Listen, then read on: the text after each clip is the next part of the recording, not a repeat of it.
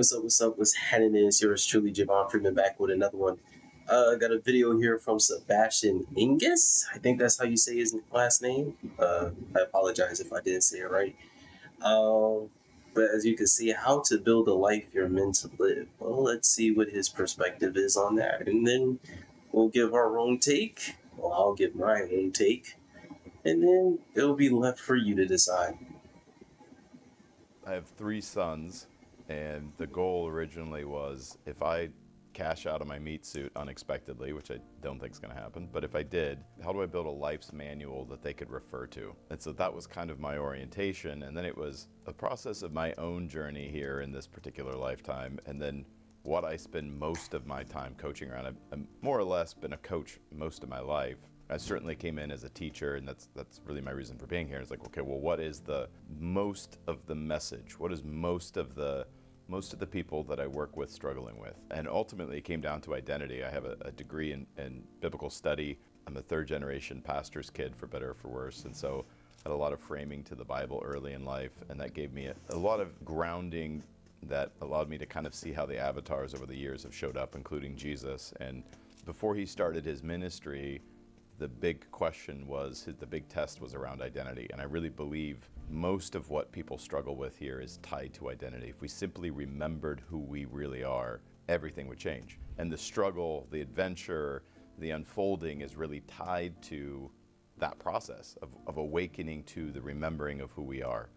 Some may say creating who we are, and if that resonates, I'm cool with it. But ultimately, it's coming down to solidifying our identity. And so the core concept is closing the identity gap. And the identity gap is the difference between who we think we are and who we really are, or who we pretend we are, or we front that we are. And it's the ideal versus the real. And most of our ideal self is set before we're conscious. It's imposed on us by our family, our culture, our religion. And so we come in and are indoctrinated into a value system that may or may not be our own, and we haven't even tested it yet, right? It's very theoretical. And so a lot of the 20s is tumultuous for people because they haven't figured out who they are yet. They don't really know what they value, and a lot of what they think they value, they were told to value. And so they're living in their ideal self. And our power is found when we close that gap and we get back to authentically who we actually are, the real and the ideal. And so the closer we are to our real selves, the more power we have to actually create and move the needle in our life. We're pretty powerless when we live from the ideal place, and it's exhausting because it's not actually who we are. So we're not aligned, and when we're not aligned, we don't bear the fruit in our lives that we intend to. And if somebody's super lost in the sauce, they'll be very confused by this, and usually their framing is life is happening to me. They feel very Instead, frustrated. They feel like life. it should be life is happening for me.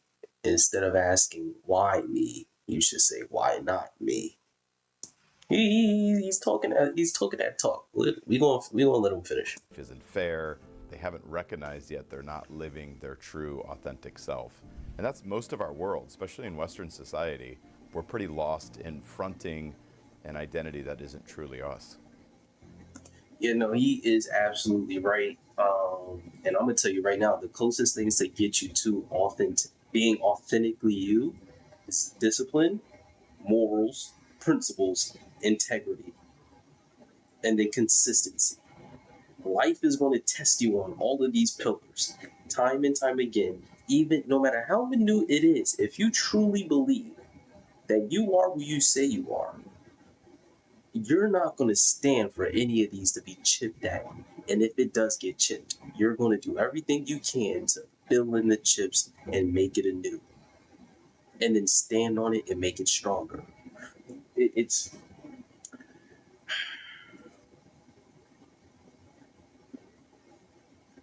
if you want what you say you really want, life is going to figure out a way to get you there. But then when it starts testing you to see, is this what you really want? Because what you really want is the distance away from who you really are. See, before you get what you want, that's who you are. But what you really want is who you will become. And when you get what you want, that's then who you are. And if what you wanted isn't what you truly want. You became somebody you didn't want to be. And somewhere down the line, you sacrifice your integrity, your discipline, your morals, or your principles, and you let them get chipped away too much. And you let that happen consistently. See, I can do this all day. He was absolutely right.